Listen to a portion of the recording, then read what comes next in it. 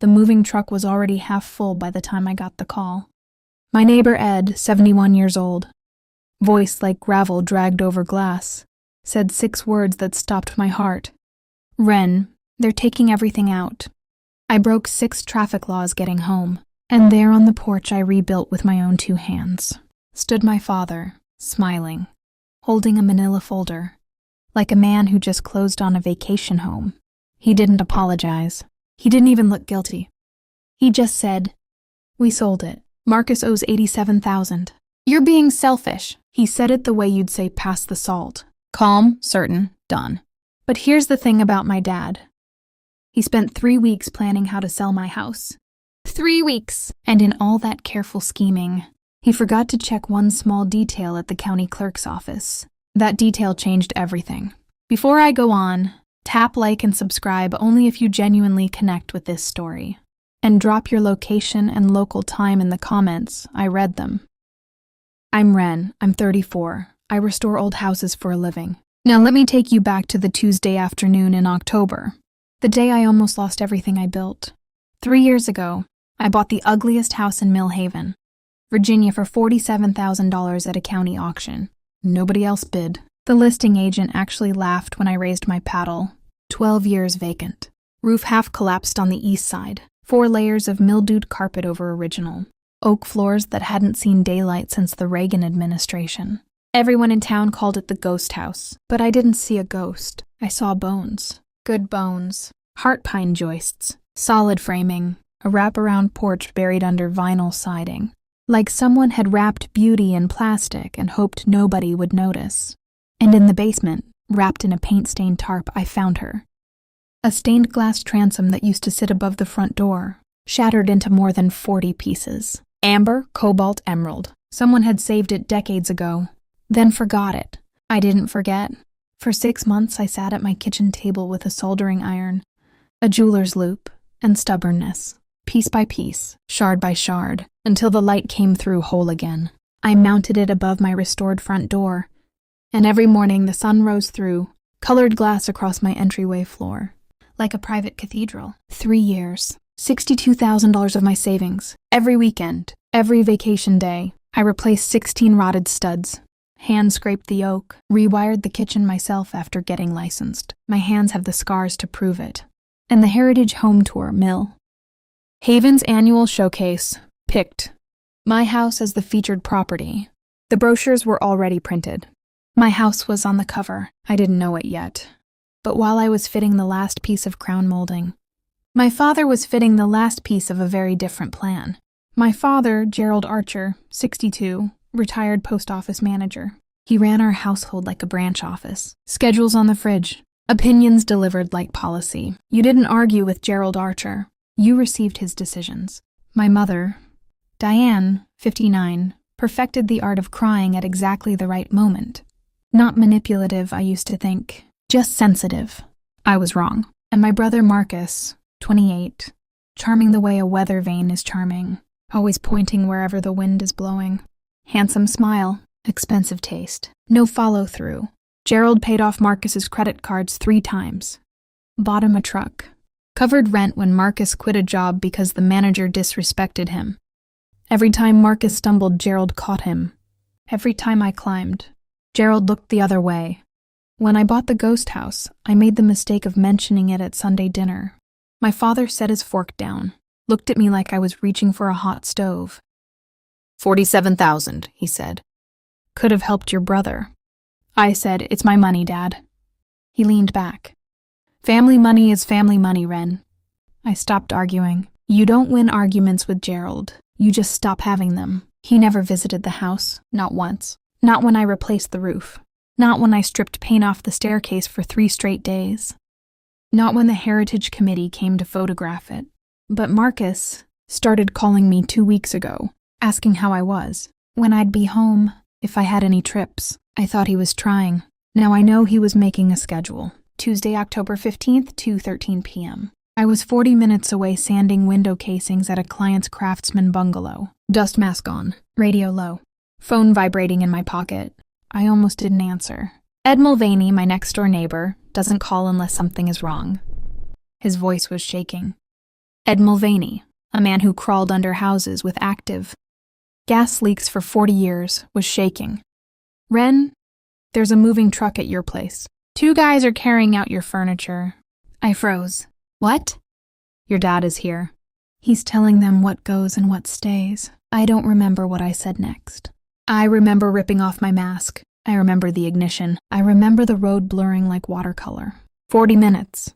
I made it in 26. The truck was enormous, white, no logo. Rear gate open like a jaw. Inside, my dining table, my floor lamp, the bookshelf I built from reclaimed barnwood. 2 men carried out my rug, my Turkish kilim from an estate sale, like it was a throwaway.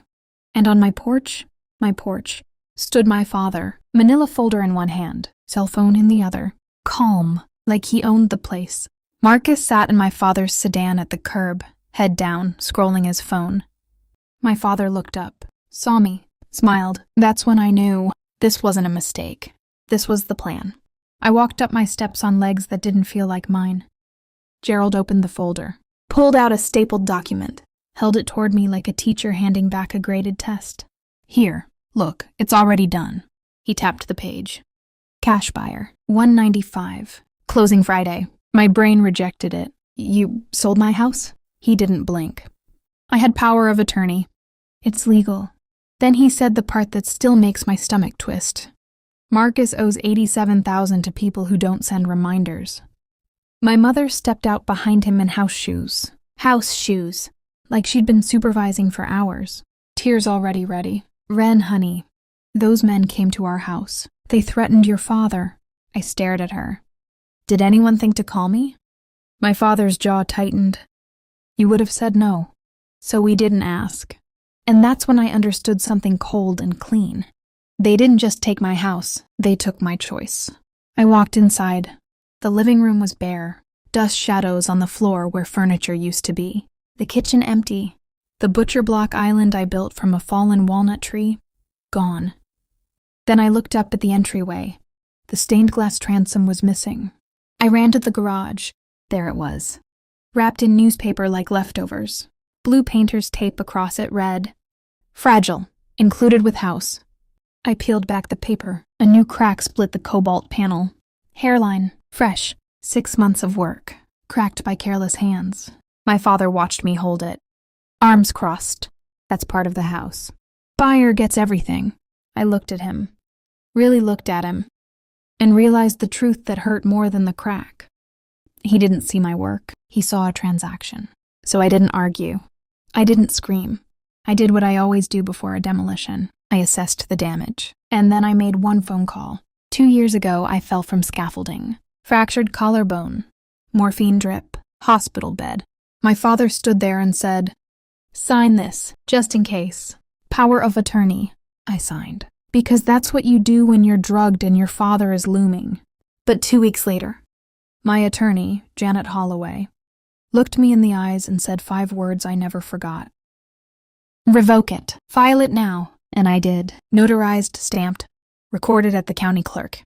My father never knew, because he never checked. He assumed. Gerald Archer always assumes.